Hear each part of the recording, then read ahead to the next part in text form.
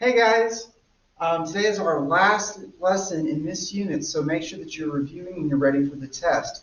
But today we are kind of combining both cubic and cube root functions, talking about inverses, because cubic and cube roots are inverse of each other. Just like addition and subtraction, multiplication, division, squaring, square root, cubic and cube root are inverse operations of each other, and we're going to be talking about how to find those inverses. Let's start here with number one. Our first step is to write this f of x as a y. So we're going to say y equals the cube root of 3x.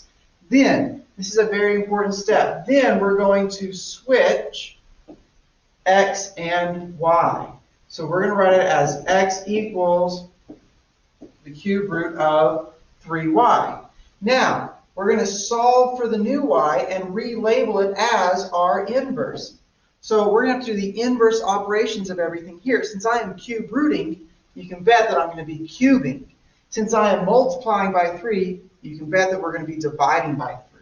So let's break this down. We're going to cube this side and cube this side. So we're going to have x cubed equals 3y, because this cube root and this cube cancel.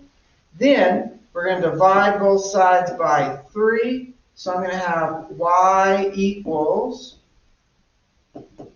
x cubed over 3. Now, last step, relabel. We're going to label it as f to the negative 1x. So outside, I'm going to relabel it as f to the negative 1x equals x cubed over 3. Now, that doesn't look very pretty. It doesn't really tell me very quickly what a is, if we had to graph it or anything like that. So I'm going to rewrite it as f to the negative 1x equals 1/3 x cubed. Okay? Doesn't matter really how you write it, but I'm going to write it as 1/3 times x cubed. But those two things are, of course, technically the same thing. Okay, let's try this again. Let's try number 8. So number 8, we're going to go through the steps again, except it starts off with the inverse. And it's wanting me to find the original. Well, the steps are the same, right? The only thing that's different is the label we put on our end. Instead of writing f to the negative 1 of x on the end, we're going to write f of x at the end. Doesn't really matter. Okay, so we're going to go ahead and replace this f to the negative 1x with a y. Then we're going to switch this x and y. So we're going to have x equals 8 times y plus 3 cubed. All right, so let's go through some steps. We're going to divide both sides by 8. So we're going to have, I'm going to write it as 1/8 x equals y plus 3 cubed. Then I'm going to cube root this side to get it back to square 1. So we'll have y plus 3 equals the cube root of 1/8 x. Then, last step, I'm going to minus 3 to both sides. I'm going to get y equals the cube root of 1/8 x minus 3. Last step, we're going to relabel. Now remember, that y, instead of being f to the negative 1 of x, we started with f to the negative 1 of x, so we're going to write f of x. So I'm going to write my answer, f of x equals the cube root of 1/8 x minus 3. Now, I'm going to show you a couple more ways that I could write this answer. I could write it instead as f of x equals 1/2 cube of x minus 3, because the cube root of 1/8 is 1/2. So if you see it either of these ways, both are correct. And remember, we could have also left it like this. We could have left it as x over 8. So there's a lot of options here. But either one of these is what I really want you to go with the fraction out in front like that. But we could leave that 1/8 as my b, or we could change it to 1/2 and make it my a if we were graphing. Okay, Now, what we're going to do now is we are going to find the inverse and graph of equations. And so let's take a look here at number 3. So number 3, we start off with this equation, f of x equals 1/2 x cubed. Now you'll notice, I've done a lot of the work for us already. I have written out my points, and I have put my graph out here on my coordinate plane. And I've also shown that my domain is going to be all real numbers, negative infinity to positive infinity, and my range is going to be the same. But we're going to find the inverse, and we're going to graph the inverse, okay? So to find my inverse, we're going to go through the steps. I'm going to replace this with a y. Then I'm going to switch x and y, and then we're going to solve for that y. To do that, I'm going to have to get rid of that 1/2, so I'm going to have to multiply both sides by 2. So I'll have 2x equals y cubed. Then I'm going to have to cube root this side, cube root this side, and so we'll have the cube root of 2x equals y. I can relabel this as f to the negative 1 of x equals the cube root of 2x. So we have found the inverse. Now my inverse is going to be the inverse on the graph and on the points. We're switching x and y everywhere. So let me show you what that is. Here's my graph of f of x. Here's my table for f of x. We're going to find the f to the negative 1 of x. And to do that, all we're going to do, there's x to the negative 1, y to the negative 1. We're going to switch my numbers here. So instead of having negative 2, negative 4, we're going to have negative 4, negative 2. We're going to have negative 0.5, negative 1. We're going to have still 0, 0. We're going to have 0.51, and we're going to have 4, 2. So that shows us where my points are going to go for my new graph. We're going to have a point at 4, 2. We're going to have one at 0.51. We're going to have one at 0, 0. We're going to have one at negative 0.51. And we're going to have a point at negative 4, negative 2. So you can see how my graph is just the inverse. All of those points are switched. And so it doesn't make one positive and one negative or anything like that. All it does is make them perfect inverses of each other.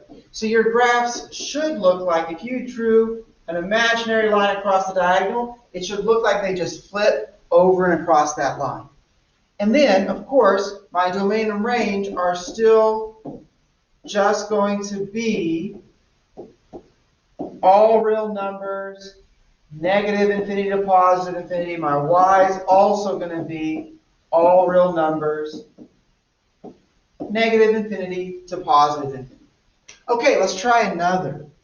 Let's go now to number 4. So number 4, you'll notice I've already graphed this too. Let me go ahead and write the domain out here for our first graph and our range out here. So you'll notice everything's already graphed. I already have coordinate points to put out here, but we need to find the inverse of this guy. So what we're going to do is we're going to switch x and y. So this f of x is going to become an x,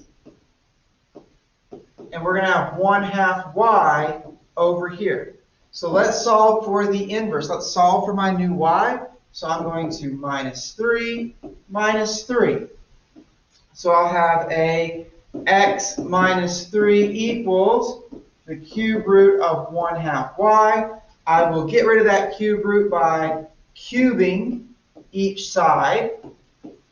So I'll have 1/2 y equals x minus 3 cubed. And then last but not least, I need to get rid of that 1/2. And to get rid of that 1/2, I'm going to have to multiply both sides by 2. So we're going to have our last thing is going to be y equals 2 times x minus 3 cubed. And I can relabel this. I can relabel this as f to the negative 1x. F to the negative 1x equals, keep messing up, don't I? All right, equals 2 times x minus 3 cubed. So, some things. We're going to have a vertical stretch here, aren't we?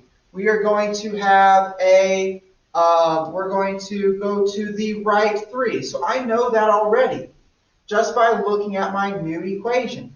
But I also know that I can take my points that I started off with, x to the negative 1 and y to the negative 1, and we can flip them, right? Instead of having negative 16 and 1, we can have 1 and negative 16. Instead of having 2 and negative 2, 3 and 0, 4 and 2, and last but not least, 5 and 16. And we can put these points on here. I can have a point at 1, negative 16, crazy talk, okay? We don't need to put that point on there. It's going to be like all the way down here, right? I can also have a point at 2, negative 2, a point at 3, 0, a point at 4, positive 2, and a point at 5, 16, which would be a point like way up there. And so we can draw,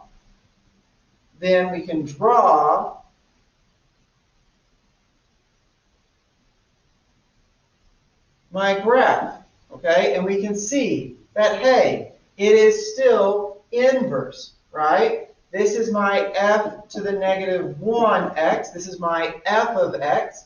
And these two, they do reflect, well, if I could draw a better line, they do reflect across that diagonal, okay? So everything's working out perfectly, okay? And so now, last but not least, let's write my domain and my range. My domain is going to be x equals all real numbers, negative infinity to positive infinity. And my range is going to be y equals all real numbers, negative infinity to positive infinity. Okay? All we're doing is we're switching it around. Taking a cube root function, writing it as a cubic. Taking a cubic, writing it as a cube root, and showing that they are inverse. Last but not least, here we go. What conclusion can be drawn about cubic functions and cube root functions? Well, cubic functions, cube root functions, they are inverses of each other. That's what we can draw. Now, it doesn't mean every cube root is an inverse of a cubic. No, certain ones are inverse of certain ones, but the parent functions, even those are inverse. So that's what we got. They are inverse of each other. All right, guys. I really hope this video has been of help. Remember, study for your test, and I hope you have a great rest of your day.